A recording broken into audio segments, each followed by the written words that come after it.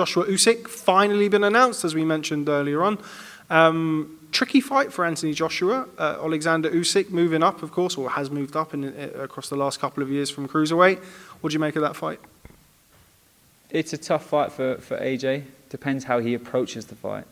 If he approaches it like he's going to try and box with him, he's got very good feet, AJ, so he might try and play the footwork game with him and try and play the quick game. But if it was me, impose your stature early on. Do you know what I mean?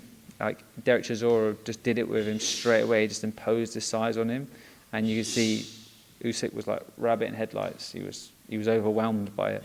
So you've got to make sure the ring's small or smallish. You can't go below 18 feet, but go close to it, and make sure you just don't give him space and shut him down, attack quick, and punch in combination, because you won't hit him with one shot. You're going to hit him in the second and third shot. And I think that AJ will try and be too clever early on. And if he does that, after 4 or 5 rounds, he might be down, but then he'll have to bite down the gum shot and go get him. I think he'll stop him late rounds, might 8 to 10. Do you buy into this kind of rhetoric that's been bandied about Usyk, not the same fighter as a heavyweight? Do you think he's the same fighter that we saw unify the belts at cruiserweight, or has he changed? No, he's the same fighter. He just doesn't have the size. Gone are the days that, like Evander Holyfield is a different breed. He is a different breed. Even David Haye, he wasn't the same as Evander Holyfield. He had power, but he didn't have the physicality. That's why his body broke down. That's why he had to pull out of fights, because he just wasn't a natural heavy. Like Usyk's the same. His shoulder's gone. He's had injury after injury because he's thumping heavies. When you're sparring guys that are like 18 stone walking down, it's a different kettle of fish. It's like walking cement, coming forward. Do you know what I mean? Your body's going to break down. So with Usyk, he has to be selective in his training camp, not spar too many big guys, not try and get used to the size, work on his sort of technical ability, and make sure he's as quick as possible, because there's no point him trying to put on extra size to try and match him on the inside and stuff. Don't do that. Move your feet. But as I said, gone are the days that you got the Evander Holyfield. He's probably the only one, and I think Lawrence Okoli will be another one that can move up from cruiser to heavy. Lawrence is a proper heavyweight. He's like a small heavyweight, but he has the stature to be a filled out heavy, but boiled into cruiser. Holyfield was just a dense, thick, robust sort of lad that sort of thickened out, and he just was tough as nails. Do you know what I mean? So it's a big difference. Even Chris, like he's 6'3", he's quite a big cruiser, but like 6'3.5" maybe. But when he spars the heavies, you can just see. He's just on the inside, they're bumping him, they're just big boys. So he isn't a heavy, but Usyk Usyk, like this is the money fight for him. But, he has to be selective on his opponents that he chooses as a heavyweight, because he could get beaten by someone that's limited technically, but just has the size on him. Moving on, Canelo Alvarez versus Caleb Plant. It seems like that fight could be happening. Reports yesterday suggesting it could end up going to Fox. As a fight itself, I know you've got some experience of certainly seeing Caleb Plant in the gym years ago with George Groves. What do you expect from that fight? Tricky fight for Canelo. I think Caleb Plant is a very skillful guy. He hasn't got like crazy power, but he's very technically good. And he can punch on the move, so he's hard to hit clean. So I know Canelo is hard to hit clean as well. It could be quite a boring fight, to be honest. But I think that's the style that's going to give Canelo some problems. A guy that's got a solid, like a decent jab, fast jab, decent feet. He's hard to hit clean, and he's a mover. You know what I mean? It's either Caleb Plant or it's David Benavidez, apparently. So if that's the case, Benavidez will be a much more entertaining fight. He'll stand with him, but he'll get taken out. You mentioned kind of Caleb Plant's style being most tricky or most problematic. How would you compare it to Billy Joe Saunders, to Callum Smith? why would it be a more problematic fight than, I guess probably particularly the Billy Joe Saunders? They share some of the similar characteristics of movement, etc. Caleb-Plant, naturally a bigger guy, but why would you say Caleb-Plant represents the more tricky option?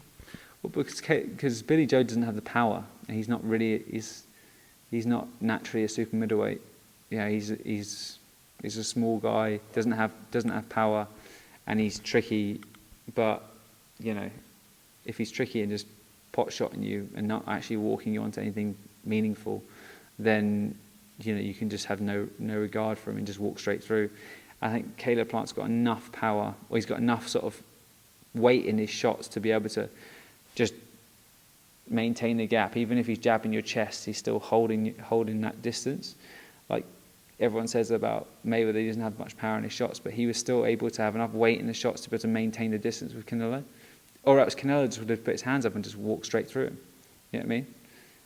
And so I think Plant will do that. He'll have enough strength in his legs, enough physicality about him to be able to bump him on the inside, move, shoot him with shots, and then just try and frustrate him. But I don't think he'll win.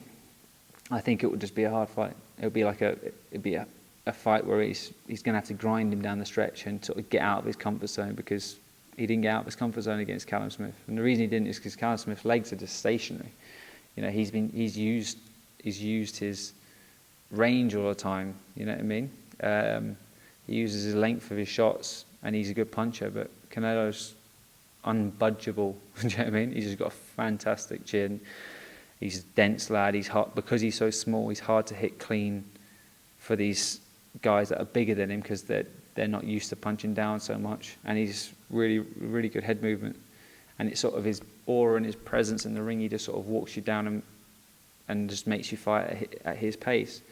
But I think Plant's got enough about him in terms of movement, in terms of being able to stick to his own game plan, not just being drawn into, what Canelo wants you to do.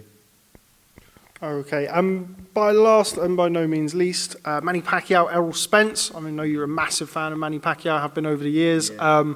Don't know why we're still surprised that he's taken these crazy fights at 42 years old, but he's taken another one, boxing arguably the number one welterweight in the world, Errol Spence. Do you think there's one more magic night left in Pacquiao?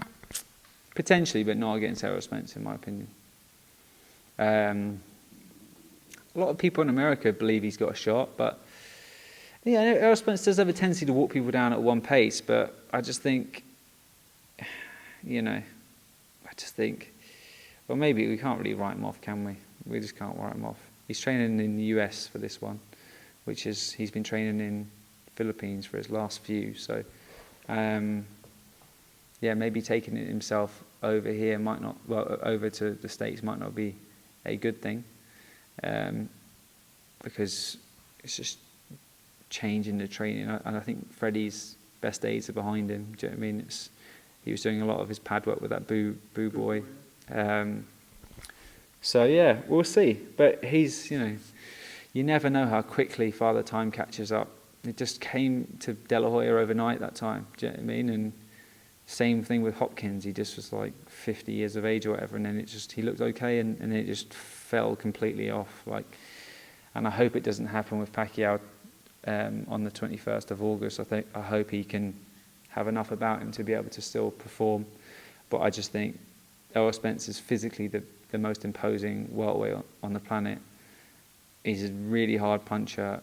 He's got a good chin, and he presses the fight. So, his balls must be dragging on the pavement, Pacquiao. But there's no benefit in that when you're 80 years of age. You probably reflect and say, maybe I should have done what Mayweather did and just fight a YouTuber at that age, because I know he wants to test himself, but he's proved everything in this sport, and I hope he puts on a great fight. But I just fear that Father Time, if it's not this one, it will be another one, and he's going to get stopped.